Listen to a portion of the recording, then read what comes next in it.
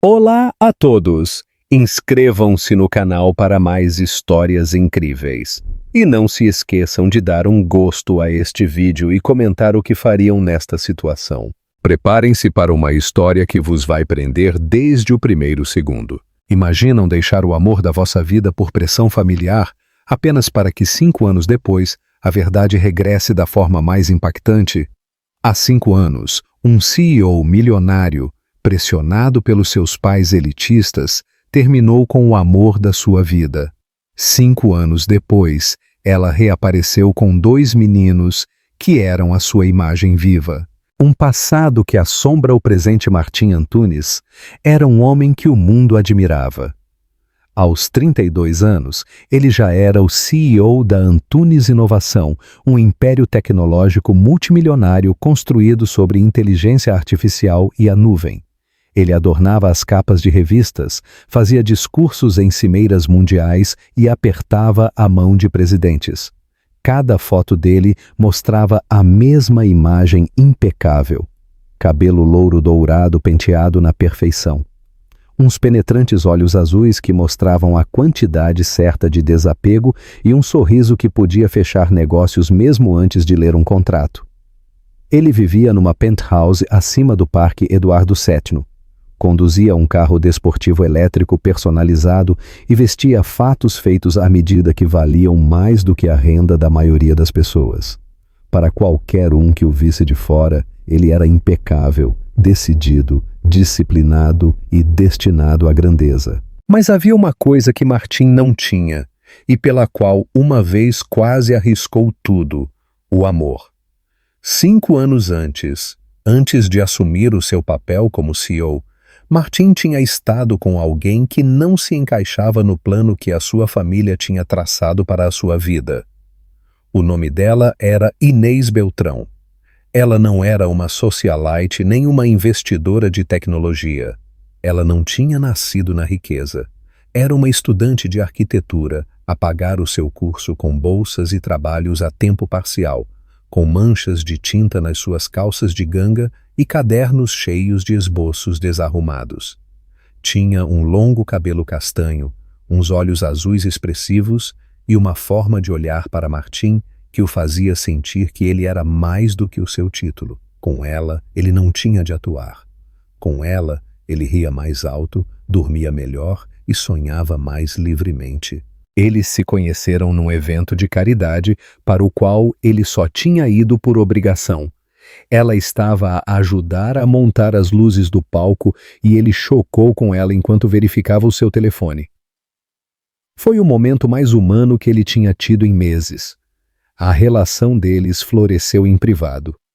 Longos passeios pela cidade, comida entregue em casa nos terraços, conversas noturnas sobre sonhos e medos. A ela não importava o dinheiro dele. Ela gozava com o relógio caro dele e recusava-se a deixar que ele lhe pagasse a renda. Ela fazia-o sentir-se real num mundo onde tudo sobre ele parecia curado. Pela primeira vez na sua vida, ele imaginou um futuro que não girava em torno dos lucros trimestrais ou das reuniões da direção. Imaginou um casamento pequeno, um lar acolhedor, filhos com olhos azuis e energia indomável. Imaginou Inês em cada versão desse futuro. Mas os seus pais tinham outros planos. Quando eles souberam de Inês, a reação foi imediata e brutal. O seu pai, Carlos Antunes, o presidente da direção e um dos homens mais frios que Martim tinha conhecido, chamou-o ao seu escritório e disse-lhe sem rodeios: "Ela não é a tua igual. Dilui a tua imagem, casa-te com ela e nós começaremos o processo para te destituir da sucessão." A sua mãe também não se incomodou em esconder o seu desprezo. "Tu queres mesmo envergonhar a família?" ela perguntou. "O que é que os acionistas vão pensar quando te virem com alguém tão comum?" Martim tentou resistir. Ele lutou. Disse-lhes que não se importava com a perseguição. Mas a Antunes Inovação não era apenas uma empresa. Era um império, transmitido através de 3 gerações. O nome dele era uma marca, o rosto dele era um investimento. E à medida que a pressão aumentava, por parte da família, da direção, dos consultores que lhe lembravam as suas obrigações, Martim sentiu que as paredes se fechavam à sua volta. A pior parte foi que ele nunca disse a verdade a Inês. Um dia, ele simplesmente terminou com tudo, sem explicação, sem discussão. Ele disse que precisava de se focar na sua carreira e saiu do apartamento dela, a deixar para trás a mulher com a qual ele tinha imaginado para sempre. Inês ligou uma vez, depois 2, depois parou de o fazer. Ele nunca respondeu. Ele se enterrou no trabalho e tentou convencer-se de que tinha sido necessário, de que era o melhor. Mas não passava um único dia em que ele não pensasse nela, em que ele não visse algo que lhe lembrasse a vida que ele tinha deixado para trás. Ele sentia a falta da risada dela, da forma como ela dizia o nome dele quando estava zangada, da forma como ela o fazia sentir como um homem, não como um produto. Mesmo assim, ele nunca se aproximou, porque admitir que se tinha enganado significaria enfrentar tudo ao que ele tinha renunciado. E naquele momento, Martim Antunes não sabia como enfrentar o arrependimento. Ainda não. A esta altura da história, o que acham da decisão de Martim? Acreditam que ele tinha outra opção? Comenta a tua opinião aqui abaixo, eu adoraria lê-la. E agora, vamos ver o que aconteceu a Inês. Uma escolha solitária e um encontro inevitável. Inês. Beltrão nunca tinha acreditado em contos de fadas, mas apaixonar-se por Martim Antunes tinha se sentido perigosamente perto de um. Durante um breve tempo, tinha sido mais do que ela alguma vez tinha sonhado. Ela recordava o calor nos olhos dele quando ele a olhava como se ela fosse a única pessoa no mundo. Ela recordava as noites no terraço, quando as luzes da cidade faziam com que o céu se sentisse infinito. E Martim lhe sussurrava sobre querer escapar do mundo das câmaras e das salas de reuniões, apenas para viver uma vida normal, com ela. Ela acreditou nele. Acreditou em cada palavra, em cada promessa inconclusa nos espaços, entre os beijos e o silêncio. Mas um dia, ele foi embora, sem se despedir, sem explicação. Apenas uma mensagem fria e cuidadosamente redigida de que ele precisava de espaço para se focar no seu futuro. Ela tinha esperado que ele ligasse, tentou encontrá-lo, deixou-lhe uma longa e desesperada mensagem de voz, depois outra. Mas o silêncio que se seguiu não estava vazio. Era deliberado, era definitivo. E assim ela parou de esperar. Inês se mergulhou no seu trabalho, a virar o seu coração partido em planos e prazos, a tentar perder-se nos seus estudos. Mas apenas umas semanas depois, ela começou a sentir as mudanças no seu corpo. A fadiga, as náuseas, o atraso. Ela disse a si mesma que era estresse. Mas quando ela fez um teste de gravidez e viu o resultado, o seu fôlego parou. Ela não chorou. Simplesmente ficou de pé na casa de banho, a olhar para a palavra positivo, como se estivesse escrita noutro idioma.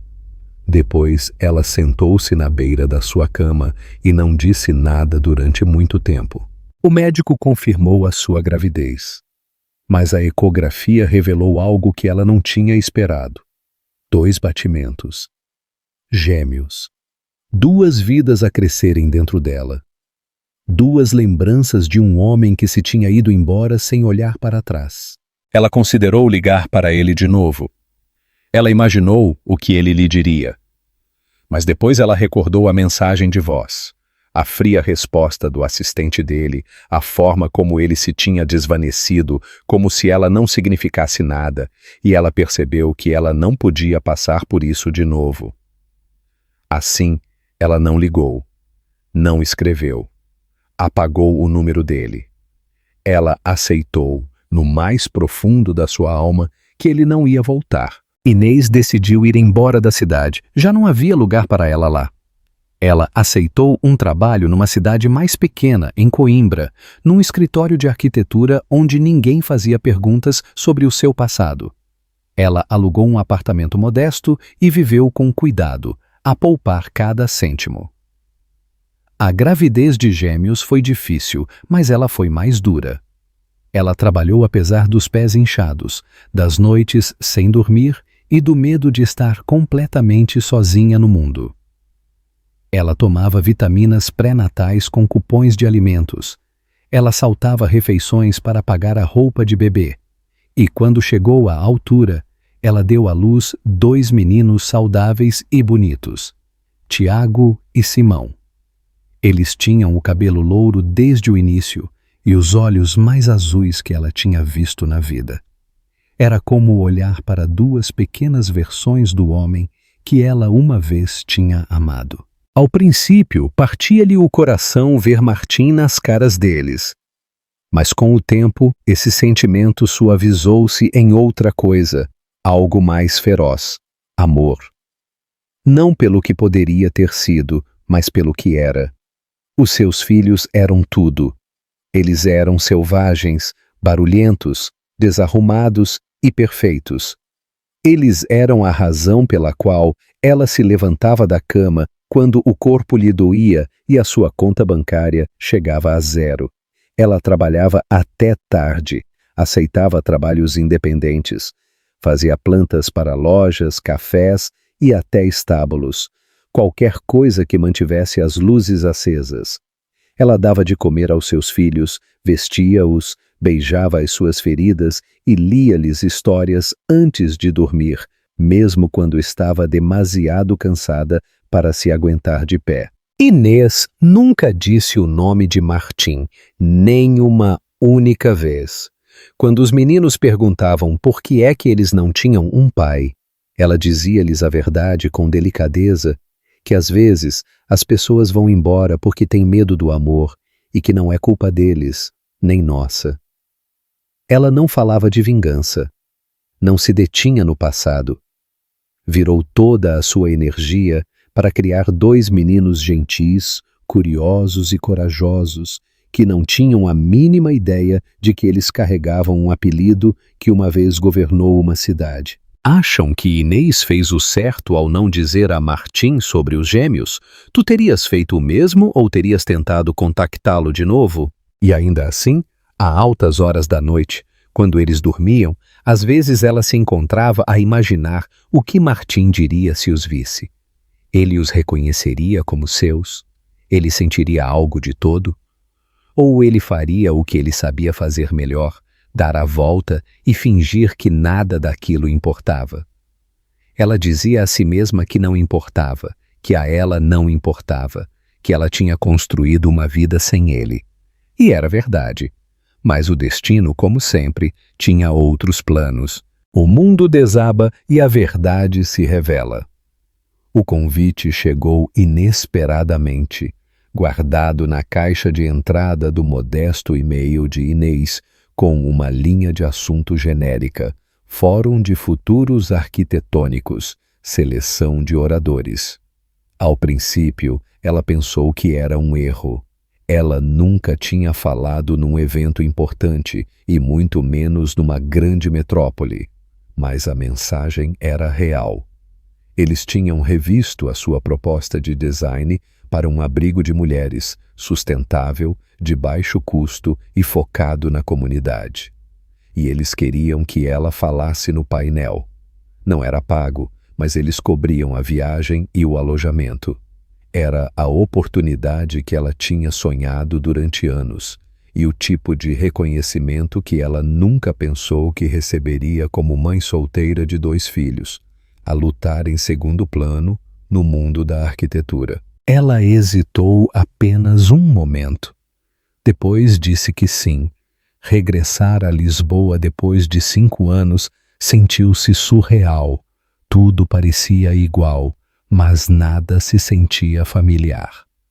Ela chegou com Tiago e Simão, 2 enérgicos meninos de 5 anos que faziam perguntas sem parar no voo, que ficaram boquiabertos com o horizonte e disseram que os edifícios pareciam torres de Lego. Ela os vestiu cuidadosamente para o fórum, com pequenas camisas com gola e sapatilhas limpas, e meteu uma bolsa cheia de livros para colorir e lanches para os manter ocupados enquanto ela falava. Ela não tinha ninguém para tomar conta deles, e não ia deixar que isso a parasse. Eles sentaram-se pacientemente perto do fundo do espaço de exibição, enquanto ela se punha de pé ao lado do seu modelo de abrigo, com as palmas das mãos ligeiramente suadas e o coração acelerado. O evento foi realizado num arranha-céus do centro, com paredes de vidro que rodeavam o local e a luz do sol que se derramava. Ela tentou não pensar na possibilidade de se encontrar com alguém que ela conhecia.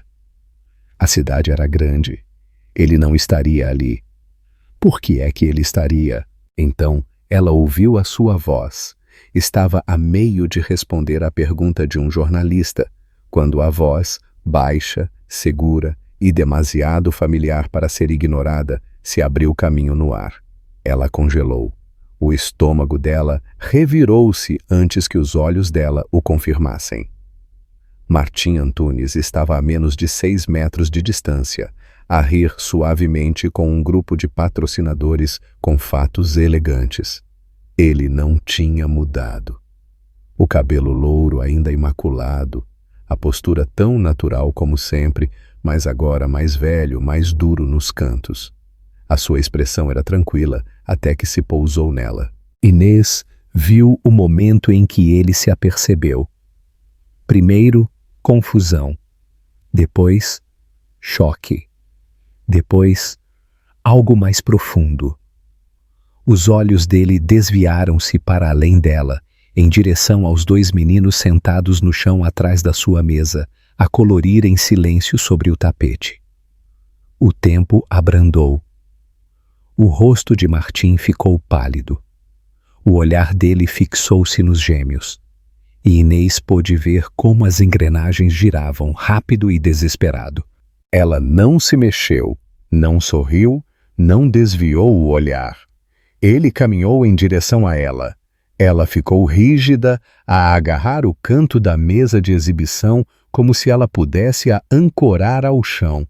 As pessoas à volta deles pareciam desvanecer-se num ruído de fundo. A cidade, o fórum, os anos, tudo se encolheu a este momento impossível. Ele parou à frente dela com a voz mal audível. Inês. Ela não respondeu. Ele voltou a olhar para as crianças, depois para ela, visivelmente afetado. Eles são... Ela sustentou o olhar dele. Sim, ela disse com calma e em voz baixa. Eles são teus. Ele recuou, atordoado. Por um momento, pareceu alguém que tinha acabado de ser atingido. Eu não sabia, ele disse. Eu não fazia a mínima ideia.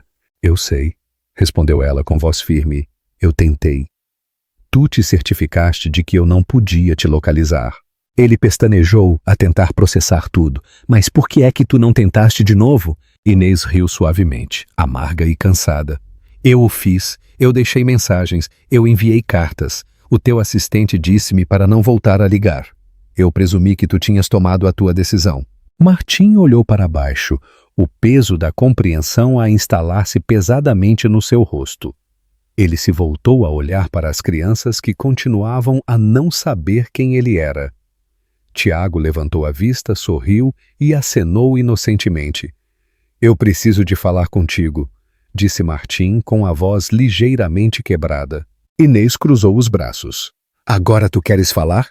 Depois de 5 anos, num evento público? Ele hesitou, depois assentiu lentamente. Sim, eu preciso de explicar. E eu preciso de entender.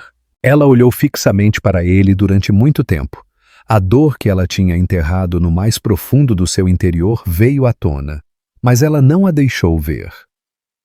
Aqui não. Ainda não. Tu não podes voltar a entrar nisto como se nada tivesse acontecido, ela disse. Mas se tu realmente queres entender, começa por aprender os nomes deles. Martim olhou para ela, e algo se quebrou nos olhos dele. Ele se voltou para as crianças, ajoelhou-se e perguntou-lhes com suavidade: Como é que vocês se chamam? Os gêmeos olharam para ele, desorientados, mas curiosos. Eu sou o Tiago, disse um. Eu sou o Simão, acrescentou o outro. Como é que tu te chamas? Martim sorriu com tristeza. Eu sou o Martim. Eles não o reconheceram. Por que é que o fariam? Inês olhava de trás da mesa com o coração a bater com força. Este não era o momento para o qual ela se tinha preparado. Ela nunca pensou que ele chegaria. E, no entanto, aqui eles estavam, não como estranhos, ainda não como uma família, mas algo tinha começado a mudar. A verdade finalmente tinha saído à tona e nada voltaria a ser o mesmo. Deem um gosto a este vídeo se vocês acham que eles merecem uma segunda oportunidade. E não se esqueçam de se inscreverem para ver a continuação. A luta por uma segunda chance. Martim não dormiu aquela noite. Depois do fórum, depois do dia mais longo e discordante da sua vida, ele regressou ao seu apartamento, um lugar que alguma vez se sentiu como o auge do sucesso e agora se sentia oco, despojado de significado. A imagem dos dois meninos persistiu na sua mente, inquietante e vívida, Tiago e Simão. Os nomes deles ressoavam nos seus pensamentos como um mantra que ele nunca tinha sabido que precisava. Ele ainda conseguia ver os olhos deles, tão familiares, que o peito dele doía, e a forma como eles o tinham olhado sem o reconhecer. Eles não o conheciam. Eles não sabiam que ele existia, e essa compreensão, mais do que qualquer outra coisa, o destruiu. Na manhã seguinte, ele solicitou um teste de ADN privado. Ele não disse a ninguém, nem ao seu assistente, nem à sua equipa legal, nem aos seus pais. Não se tratava de legalidade, tratava-se de algo que ele não conseguia nomear. Algo urgente e pessoal, como se ele precisasse de permissão para acreditar na verdade, embora cada parte dele já o soubesse. Os resultados chegaram 3 dias depois. 99% de coincidência. Não se podia negar. Ele era o pai deles. Martim olhou fixamente para o documento em silêncio durante muito tempo. Depois ele o dobrou com cuidado e guardou-o num gaveta, como se fosse algo sagrado e pesado. Não um pedaço de papel, mas uma porta que ele tinha acabado de abrir.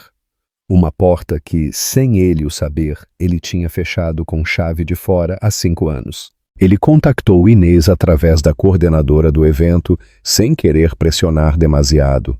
Ela acedeu a reunir-se com ele, uma vez, num pequeno café no bairro de Santos. Sem advogados, sem assistentes, apenas eles. Ele chegou com a sua habitual força tranquila, vestida de forma simples, com o cabelo preso. Ela parecia cansada, mas serena, e mais bonita do que ele se lembrava. A vida a tinha moldado de novas maneiras, a adicionar uma gravidade ao olhar dela que não tinha estado lá antes. Ele se pôs de pé quando ela entrou. Ela não sorriu. Eles sentaram-se um de frente para o outro. 2 pessoas com anos de dor entre eles e 2 meninos que os uniam para sempre sem o saberem.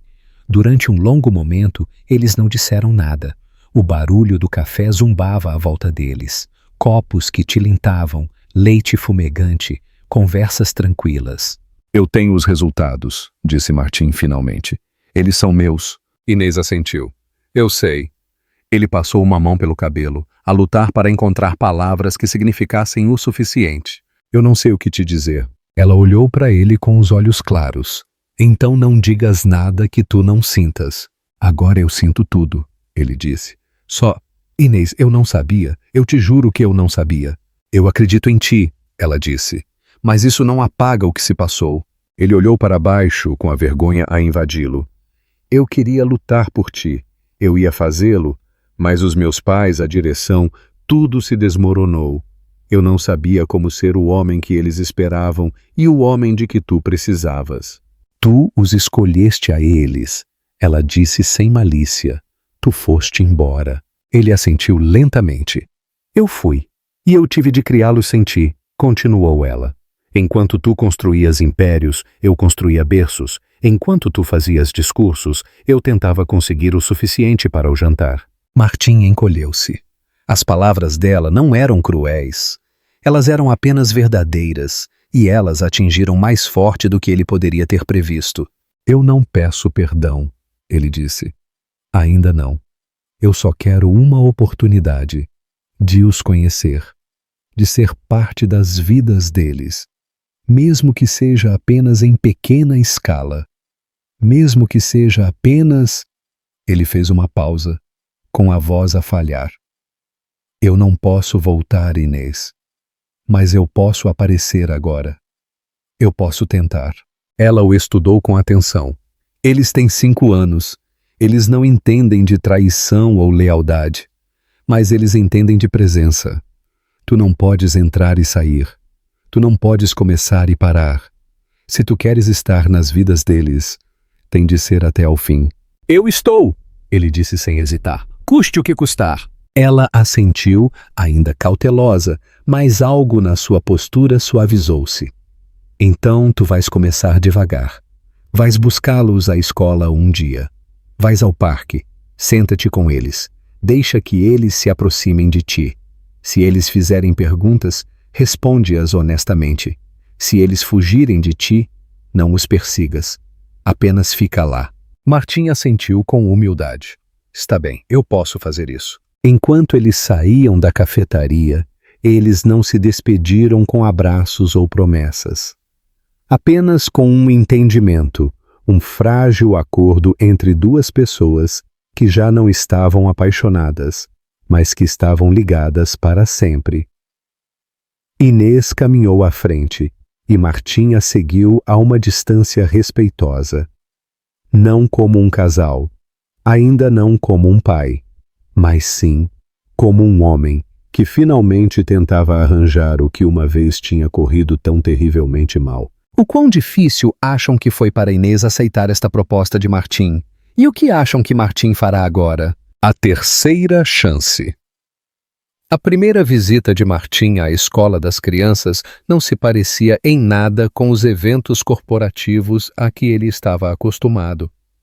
Não havia fatos alinhados, nem discursos ensaiados, nem executivos para impressionar. Em vez disso, havia impressões digitais pegajosas nas paredes da sala de aula, aviões de papel a voar pelo corredor e o inconfundível caos de 20 crianças a navegarem pelos seus pequenos universos. Martim parou perto da porta da escola com uma camisola informal e calças de ganga, desajeitado e inseguro de onde pôr as mãos. Ele tinha revisto aquisições multimilionárias sem suar, mas esperar para ir buscar os seus filhos, filhos que nem sequer sabiam que eram seus, o fazia sentir como um adolescente nervoso. Inês o tinha arranjado com cuidado. Ela disse às crianças que um amigo os ia buscar e os levaria ao parque. Sem rótulos, sem explicações, apenas uma oportunidade para eles o conhecerem em terreno neutro. Quando Tiago e Simão saíram a correr dos portões da escola, Martim os reconheceu instantaneamente. O cabelo louro deles brilhava à luz do sol, e os seus idênticos olhos azuis iluminaram-se quando eles o viram, embora eles não entendessem de todo quem ele era. Ele ajoelhou-se, inseguro do guião. Olá, eu sou o Martim. A vossa mãe pediu-me para vos levar ao parque hoje. Tudo bem para vocês? Os meninos olharam um para o outro, depois para ele. Tiago inclinou a cabeça. Tu és o homem do prédio com toda a gente de fato? Martim sorriu. Sim, esse era eu. Simão semicerrou os olhos. Tu tens lanches? Martim riu. Sim, muitos. Isso foi o suficiente. Eles pegaram-lhe na mão sem hesitar e o guiaram a tagarelar sobre dinossauros e naves espaciais. E como a professora de Tiago disse que Plutão já não era um planeta, o que ele considerava totalmente injusto. Martim ouviu tudo, a responder quando podia, mas acima de tudo, simplesmente a absorvê-los. As vozes deles, as expressões deles, a alegria absoluta e sem filtro deles. Foi avassalador da melhor maneira possível. No parque, eles correram para os baloiços, e Martim sentou-se num banco próximo a observá-los. Durante uns minutos ele se permitiu fingir que aquela tinha sido sempre a sua vida, que ele tinha estado sempre ali para eles, em dias como este, em momentos como este, mas essa ilusão quebrou quando Simão caiu do escorrega e bateu com o cotovelo. Ele não chorou de imediato, simplesmente ficou quieto, com os olhos muito abertos e brilhantes, a tentar decidir se a dor valia a pena. Martim apressou-se sem pensar, agachou-se e examinou suavemente o seu braço. — Tu estás bem? Ele disse em voz baixa. — Não sangra, é só uma pancada. Simão pestanejou. — Tu pareces-te com a mamã. Martim fez uma pausa e depois disse em voz baixa. — Eu estou a tentar ser bom nisto. Simão inclinou-se para ele só por um segundo. E esse pequeno gesto quase partiu Martim em dois. Ele levantou a vista e viu Tiago parado por perto, a observar com atenção. Havia algo calculista no olhar dele. Não suspeita. Exatamente, mas sim uma avaliação tranquila. Martim conhecia aquele olhar. Ele tinha-o usado ele mesmo há muito tempo, quando tentava decidir se alguém era seguro. Tiago finalmente se aproximou. Tu vais voltar? Martim olhou-o nos olhos com firmeza. Sim, eu voltarei. Tiago assentiu uma vez, como se estivesse satisfeito. Depois, ele foi a correr de novo, a chamar Simão para o perseguir. Martim ficou ali um momento mais, a tentar recuperar o fôlego. Aquela única pergunta, tu vais voltar? Tinha se sentido mais pesada do que qualquer contrato que ele tinha assinado. Mas a sua resposta tinha saído de forma sincera. Ele voltaria, uma e outra vez. As visitas continuaram, em silêncio e de forma constante.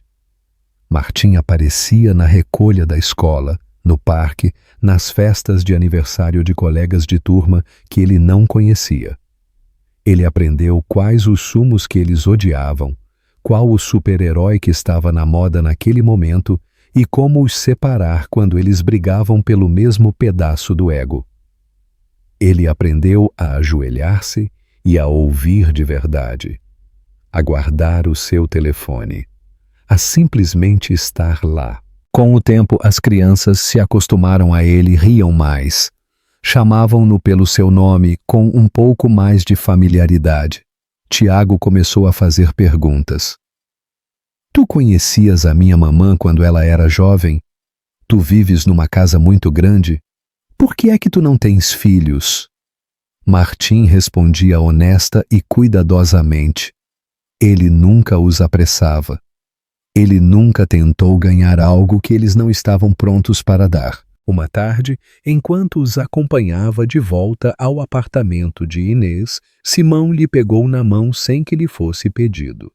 Tiago fez o mesmo. Depois, ele levantou a vista e perguntou: Por que é que tu estás sempre a sorrir quando nós falamos? Martim olhou para ambos, com as bochechas coradas por correr, as suas mochilas a condizer a saltarem com cada passo. Porque eu sou sortudo, ele disse simplesmente.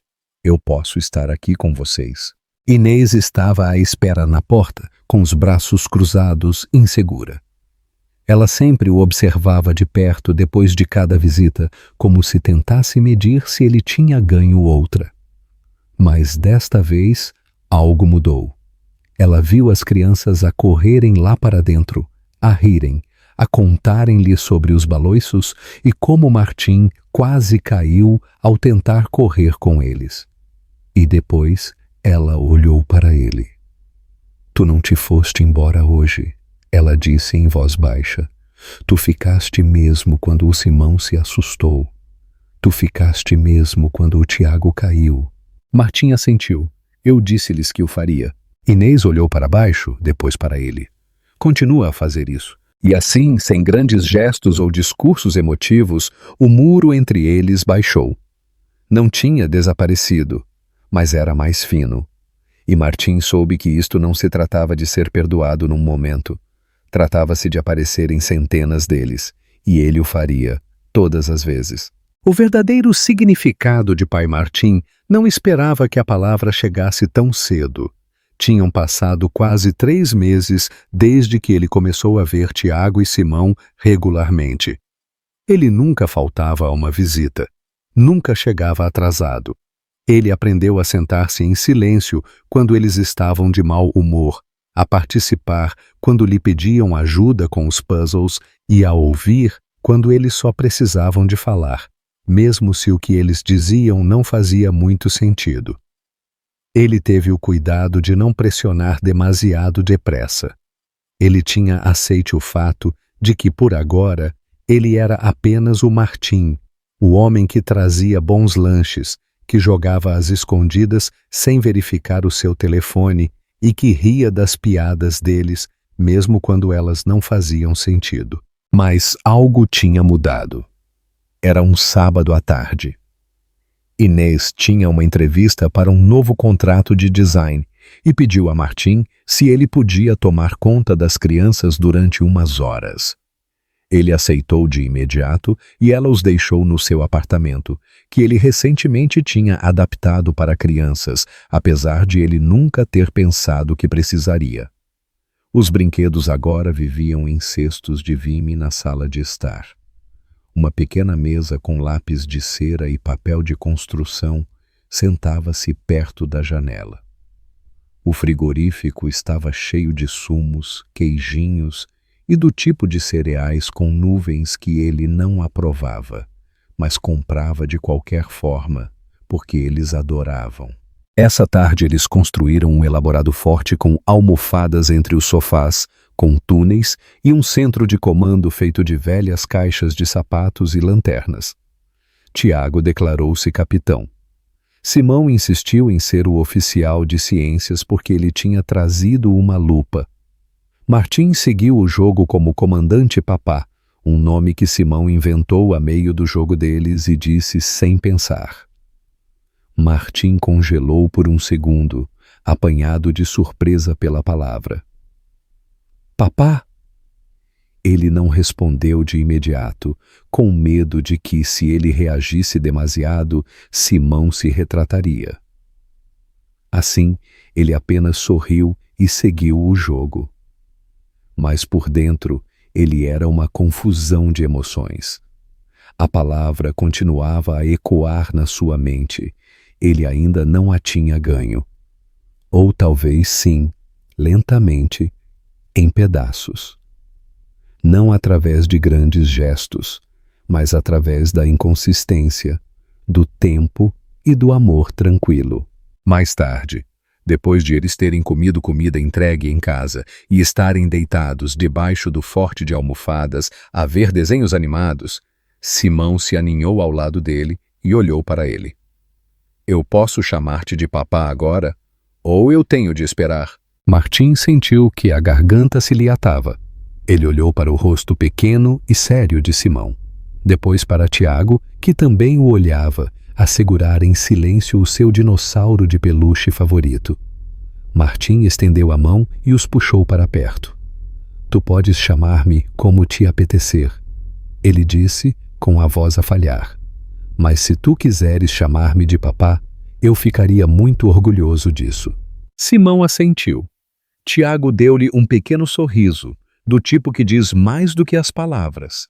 Essa noite, Inês veio buscá-los. Ela os encontrou a dormir no sofá, Simão deitado no peito de Martim, Tiago aninhado ao lado dele, ambos a roncar suavemente. Martim também tinha adormecido, com o braço a protegê-los a ambos, a televisão ainda ligada em volume baixo. Ela não os acordou de imediato. Ela ficou ali por um longo momento, simplesmente a olhar. Algo dentro dela, algo que tinha estado trancado, começou a mudar. Ela viu como Martim o segurava enquanto ele dormia, como se eles sempre tivessem estado ali. Ela viu como eles pareciam seguros. Que tranquilos. Quando ela finalmente o acordou, Martim agitou-se lentamente, a pestanejar ao aperceber-se de onde ele estava e que horas eram. Eu sinto muito, ele sussurrou. Nós devemos ter adormecido todos. Inês abanou a cabeça. Eles estavam felizes, isso é o que importa. Enquanto ele levantava suavemente as crianças e os ajudava a levá-los para o carro, ele olhou para ela. O Simão chamou-me de papá hoje, ele disse em voz baixa. Ele perguntou se estava tudo bem. Inês não falou de imediato. Depois olhou para ele e disse: ele não teria perguntado se ele já não o sentisse. A viagem para casa foi tranquila. Martim viajou no banco de trás ao lado das crianças, a segurar as mãos delas enquanto elas dormiam. Inês olhava pelo espelho retrovisor e algo dentro dela se instalou pela primeira vez em muito tempo. Os muros que ela tinha construído para se proteger, muros compreensíveis e necessários, começaram a baixar.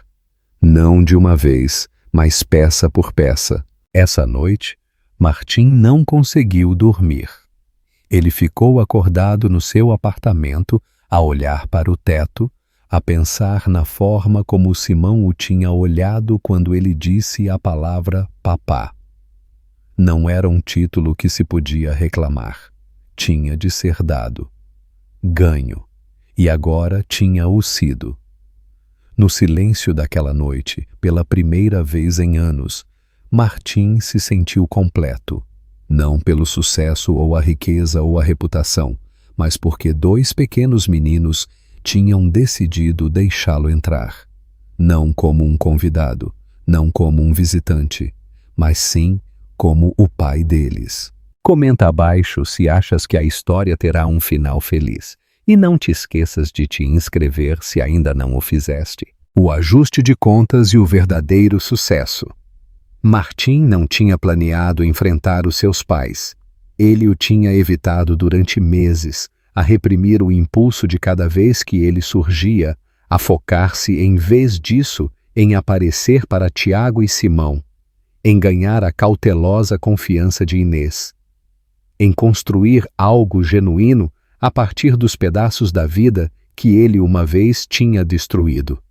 Mas chegou um ponto em que o silêncio já não se sentia como força, sentia-se como rendição. Quanto mais ele se aprofundava na paternidade, mais ele via o que quase se tinha perdido para sempre, e mais insuportável se tornava saber que os seus pais lhe o tinham roubado com um sorriso e um firme aperto de mão. Ele tinha de os enfrentar, não para um encerramento, mas para a clareza.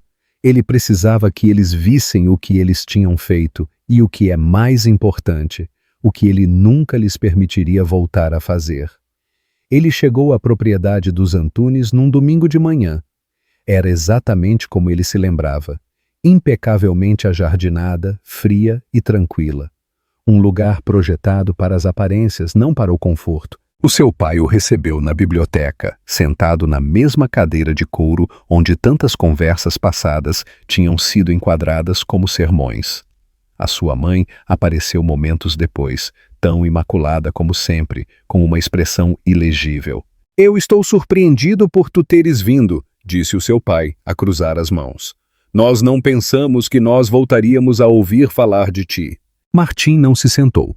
Ele parou perto da lareira, com a postura tranquila, mas inflexível. "Nós temos de falar, da Inês, das crianças." A sua mãe ficou rígida à menção dela. "Nós te avisamos sobre ela há anos." Martim se voltou para ela com a voz aguda, mas controlada. "Tu não me avisaste, tu mentiste-me, tu bloqueaste cartas, tu ignoraste chamadas, tu disseste às pessoas para a manterem longe de mim." Os olhos do seu pai semicerraram-se. Nós fizemos o que era necessário para proteger o teu futuro. Tu estavas emotivo, desfocado. Tu terias deitado fora todo o teu legado por uma rapariga que não tinha nada. Martim respirou fundo, a fúria a subir pelo seu peito. Essa rapariga é a mãe dos meus filhos, os meninos que tu nunca te importaste em saber que eles existiam.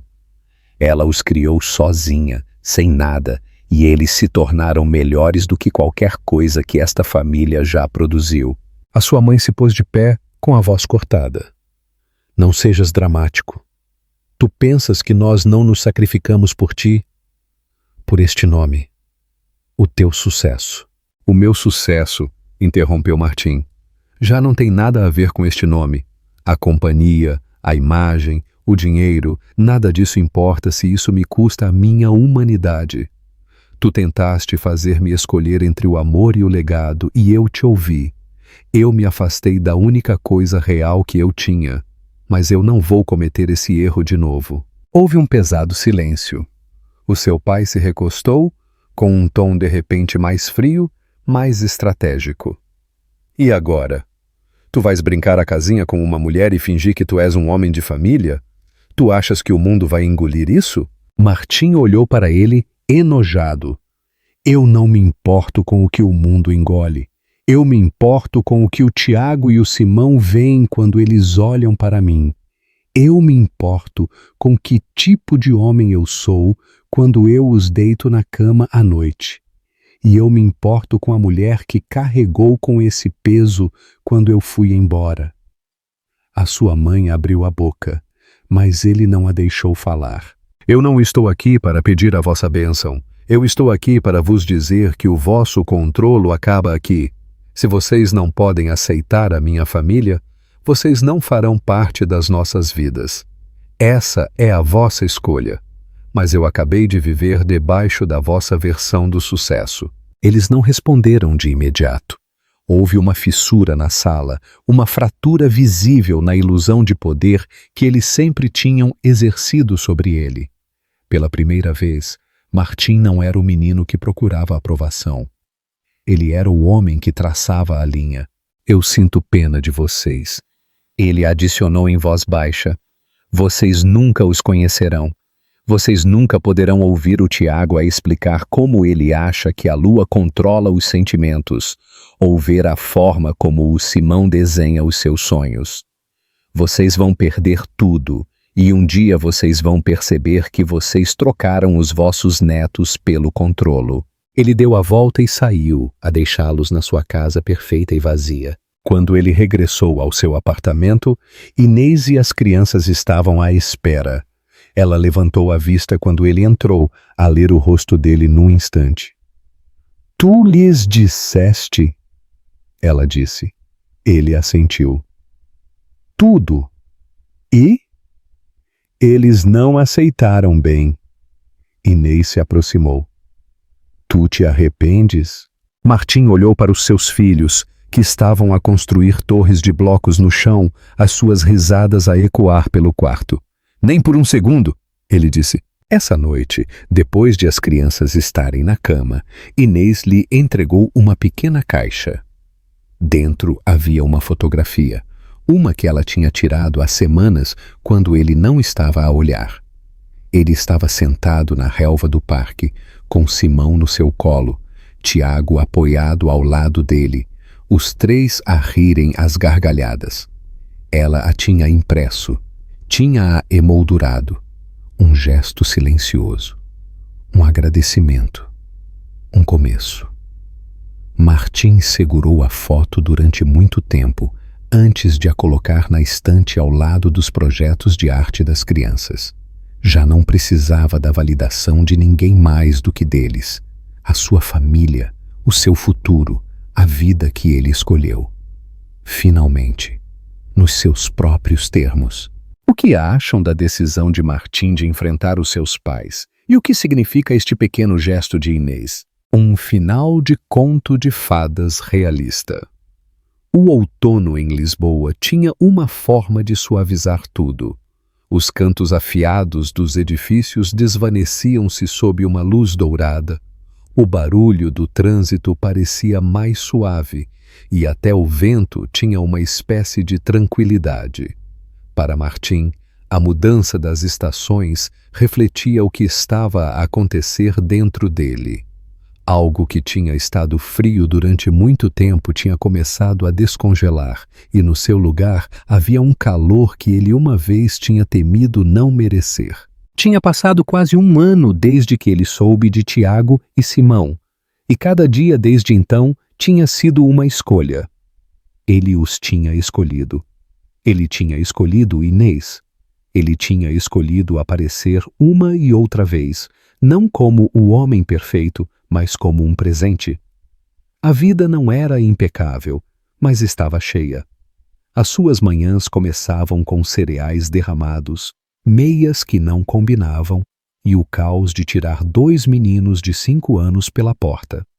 As suas noites terminavam com histórias antes de dormir e pequenas mãos aninhadas na sua camisa, enquanto eles adormeciam ao lado dele. O seu apartamento tinha se transformado há muito tempo de um espaço de solteiro elegante e sem vida para um lar quente e habitado, onde as pinturas com os dedos cobriam as paredes e as pequenas sapatilhas estavam sempre deixadas perto da porta. As crianças o chamavam de papá, agora, sem hesitar. Às vezes com emoção, às vezes com frustração, às vezes em sussurros quando eles precisavam de consolo. E de cada vez ainda o atingia com a força tranquila da maravilha. Inês também tinha se suavizado. Não de todo. Ainda havia momentos em que o peso da sua história a fazia retirar-se um pouco. Mas esses momentos eram menos agora, e sempre seguidos de algo pequeno mas significativo. Um olhar, uma mão nas costas dele, uma frase inacabada mas compreendida. Eles tinham reconstruído a confiança de novo, não através de desculpas dramáticas ou grandes gestos, mas através do simples ritmo da responsabilidade partilhada e do cuidado mútuo. Ele a respeitava mais do que nunca, não só por ter criado as crianças sozinha, mas por o ter feito sem deixar que a sua dor a tornasse amarga. Ela tinha todas as razões para lhe fechar a porta para sempre, mas não o fez. E esse perdão, não dito mas sentido, foi o maior presente que ele alguma vez tinha recebido. Num sábado de manhã, enquanto as crianças brincavam na sala de estar e Inês preparava café na cozinha, Martim parou na janela com uma pequena caixa na mão. Não era de veludo nem de marca. Era simples, limpa e cuidadosamente escolhida. Dentro havia um anel, delicado mas forte. Ele tinha passado meses a pensar em como o pedir. Ao princípio, ele imaginou algo grande. Rosas, fotógrafos, algum gesto arrebatador com o horizonte atrás deles. Mas essa não era a história deles. A história deles tinha se reconstruído em horas tranquilas, em desculpas suaves, em corredores cheios de lego e notas assinadas com lápis de cera. Ele não precisava de fogos de artifício, precisava da verdade. Ele entrou na cozinha e esperou que ela levantasse a vista. Ela ergueu uma sobrancelha para a seriedade do rosto dele. "O que é que se passou?" ela perguntou. "Nada", disse ele. "Essa é a questão." Ele pegou na mão dela e a levou para a sala de estar onde as crianças ainda brincavam. Eles levantaram a vista, curiosos, mas não surpreendidos. Martim se ajoelhou e por um momento tudo à volta deles desvaneceu-se no silêncio. "Eu não quero reescrever o passado", ele disse. "Eu só quero escrever o resto da história contigo nela. Como teu parceiro, como o pai dos nossos filhos. Como o homem que finalmente entende o que significa amar por completo e aparecer por completo." Os olhos de Inês brilharam, mas ela não chorou. Era demasiado forte para isso. Ela sorriu, pequena ao princípio, depois mais larga, e assentiu. "Sim", ela disse simplesmente, "porque eu não preciso da perfeição. Eu só preciso de ti." As crianças aplaudiram. sem estarem de todo certos do que tinha acabado de acontecer.